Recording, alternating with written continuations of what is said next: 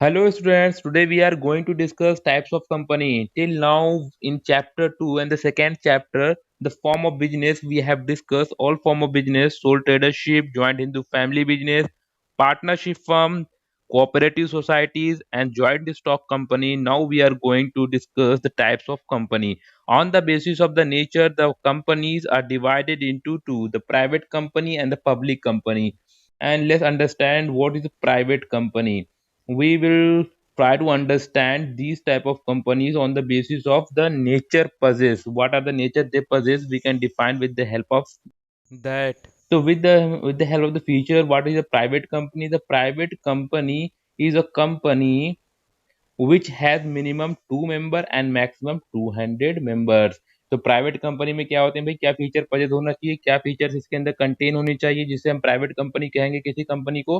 तो वो ऐसी कंपनी जिसके अंदर क्या होने चाहिए, मिनिमम 2 मेंबर और मैक्सिमम 200 मेंबर्स, ऐसी कंपनी को हम क्या कहेंगे, प्राइवेट कंपनी कहेंगे।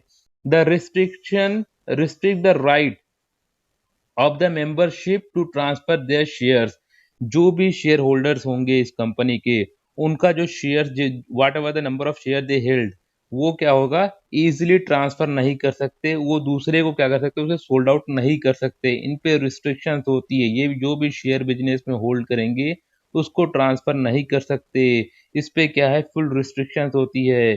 तो क्या क्या फीचर्स है भाई, इन सारे फीचर्स को मिला कर कर ये सारे फीचर्स किसी भी कंपनी में पाए जाएंगे तो उसे हम क्या कह देंगे, वो प्राइवेट कंपनी है।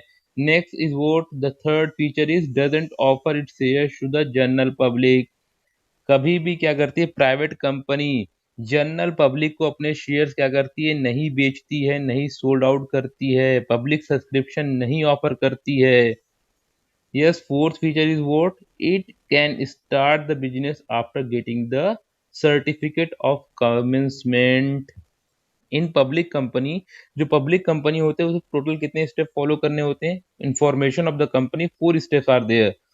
Promotion stage, incorporation stage, the capital subscription stage, and the last step is the commencement stage. But in the case of the private company can start its business after fulfilling the 2 stages, that is the promotion stage and incorporation, that is the common stage. After that they can start their business, what they want to produce, whether they want to produce the goods or services, they can produce easily after completing the 2 stages of the formation of company. But in the case of the public company, the public company have to follow the 4 stages, means all the 4 stages they have to follow for start a business. Minimum paid up capital, in the case of the private company, the minimum paid up capital or the minimum subscription should be 1 lakh rupees. 1 lakh का subscription कम से कम होना चाहिए। ये जो भी share issue करें वहां से 1 लाख रुपए कम से कम ये क्या करें, आईपीओ के थ्रू, इनिशियल पब्लिक ऑफर के थ्रू रेस करें। Yes, now let's discuss the second form of company, second type of company, that is a public company. What is a public company? So with the help of its features, we let's understand what is public company. The public company has a minimum 7 member and maximum unlimited, no limit। कोई भी limit नहीं होगी, कितने भी member आ सकते हैं। तो minimum 7 चाहिए और मैक्सिमम कुछ भी नंबर, नंबर डिफाइन नहीं है, इनडिफिनिट है। तो क्या है भाई, ये ऐसी कंपनी क्या कहलाती है, पब्लिक कंपनी कहलाती है। Permit the easy transfer of share, इसके जो भी शेयर होल्डर होंगे अपने शेयर्स को क्या करते हैं, इजीली सोल्ड कर सकते हैं। When they want to realise the money, जब भी उन्हें पैसे की जरूरत होगी वो क्या करें, अपने शेयर्स को इजीली ट्रांसफर कर सकते हैं, सोल्ड आउट कर सकते हैं।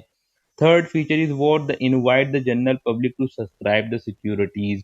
ये कंपनीज अपने शेयर्स को, अपनी सिक्योरिटीज बेटा क्या होती है, the bundle of set of instruments like share, debenture, bond and etc.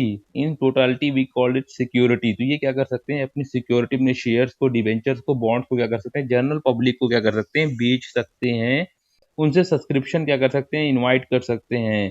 Third feature is what the minimum paid up capital, minimum subscription. The public company should have the minimum capital, minimum subscription and the minimum capital of rupees 5 lakh, then it should be called as a public company.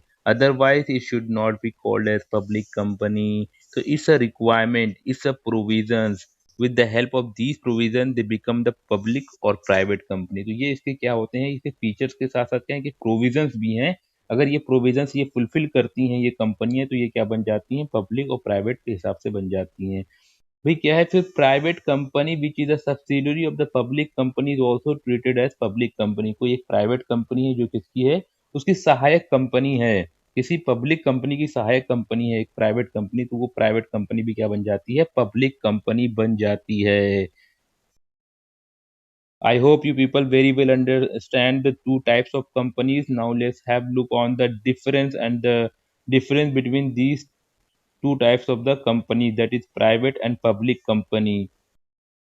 Yes, the difference is in front of you. You have to write in the difference whenever the in examination the examiner asks you to write the difference. Then you have to adopt this format. The first column should be of the of basis and point of the remaining column for the comparison points. So the number of the members, कितने members होते हैं भाई, private में minimum 2 और maximum 200, सही है। इसमें minimum 7 and maximum unlimited, बात पढ़ रखी है हमने।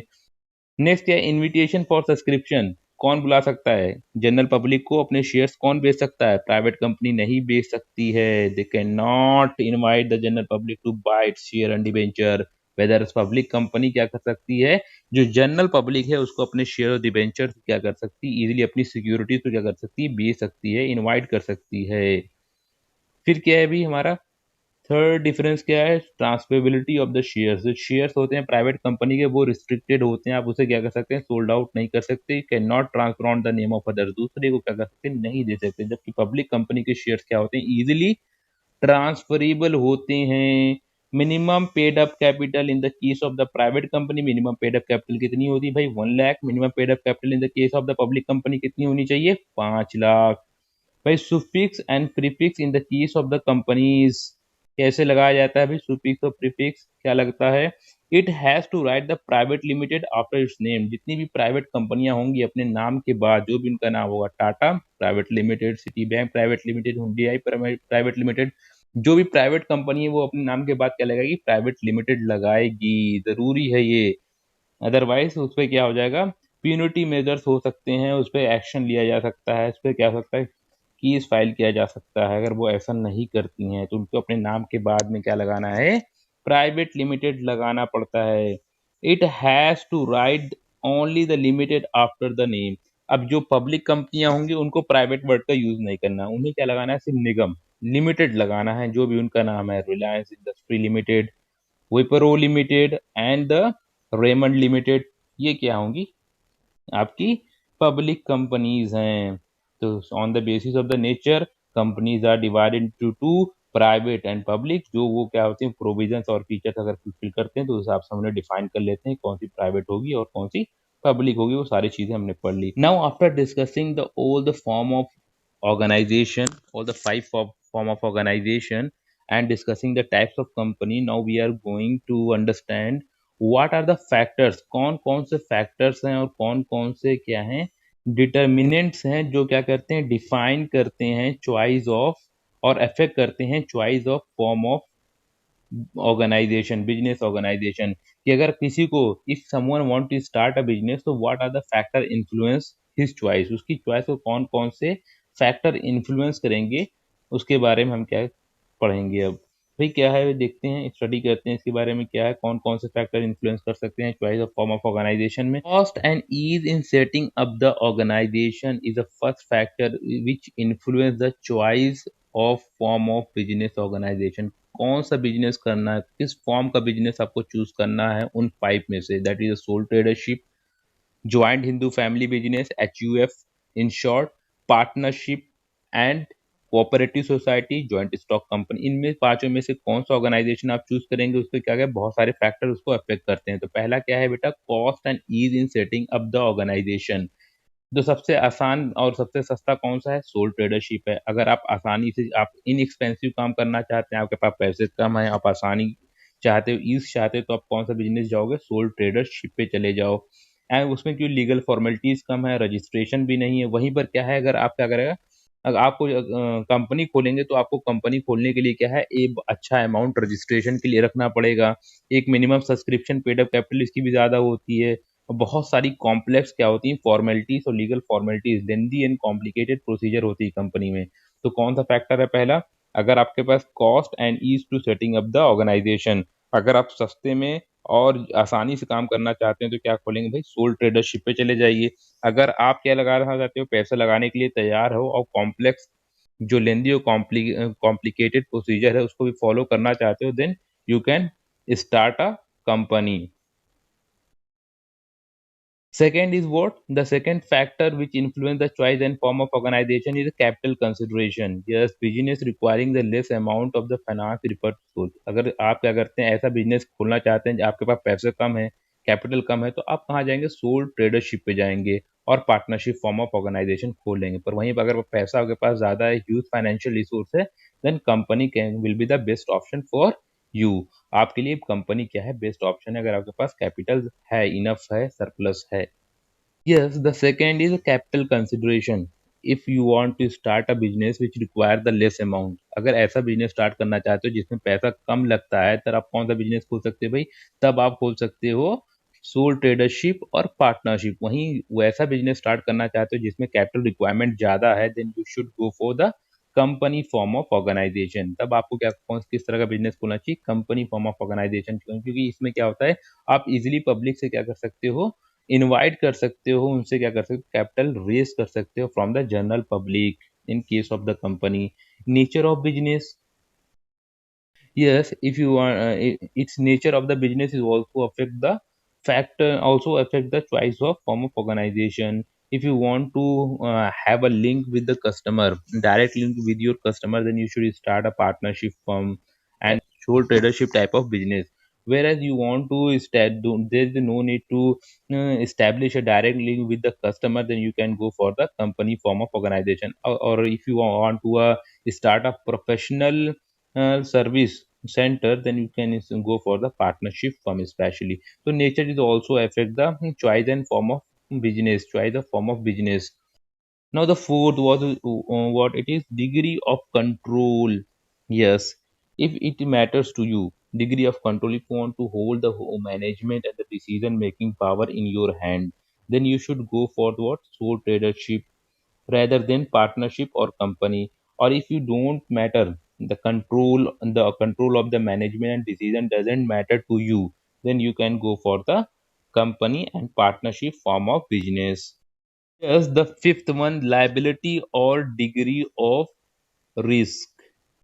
Risk varies from the project to project and the types of business you want to do, type of activity you want to do. It's differ. If you want to start a less risky or very less risky business, then you can go for the sole tradership or the partnership form of business. Whereas you want to start a very risky venture, then you should go for the company form of organization, because in the case of the company the liabilities are limited, whereas in case of the sole tradership and partnership is liabilities are unlimited. Then you should go for less risky project in case of sole tradership and partnership. I hope you people very well understand the all the concepts, types of company and the difference and the factor influencing the choice of form of organization. Thank you for watching this video, and you can download the PDF of this class from the description box of this video.